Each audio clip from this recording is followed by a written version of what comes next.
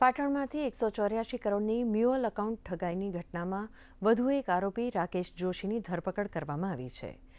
ગાંધીનગર ખાતેથી cyber centre of એક્સલન્સના SP Sanjay કેશવાલાએ જણાવ્યું હતું કે રાકેશ દિલીપ અને શૈલેષ ચૌધરી નામના સાગરીતો સાથે મળીને આ ગેરકાયદેસર નેટવર્ક ચલાવી રહ્યો હતો।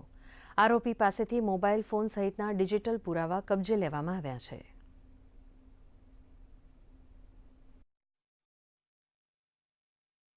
પાટણ ખાતેથી અલગ અલગ આપણે સાયબર જે મ્યુલ એકાઉન્ટ્સ છે એ બનાવતી ટોળકીને પકડી પાડેલી, જેમાંથી 2 આરોપીઓ પકડેલા હતા।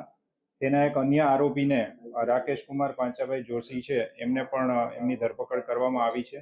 એ તપાસમાં જાણવા મળેલું છે આ 196 સાયબર ફ્રોડ છે ટોટલ, એમાં જે કુલ ટોટલ ફ્રોડની અમાઉન્ટ છે એ અંદાજે 184 કરોડ એટલે કે 184 કરોડ જેટલી માતબર રકમનો ફ્રોડ છે એ થયેલો છે। આ જે આરોપી છે એની પાસેથી એક મોબાઈલ પણ કબજે કરવામાં આવ્યો છે અને એ રીતે એક મોટા સાયબર ફ્રોડ આચરતી એક ટોળકીને સાયબર સેન્ટર ઓફ એક્સિલન્સ દ્વારા પકડવામાં આવ્યા છે।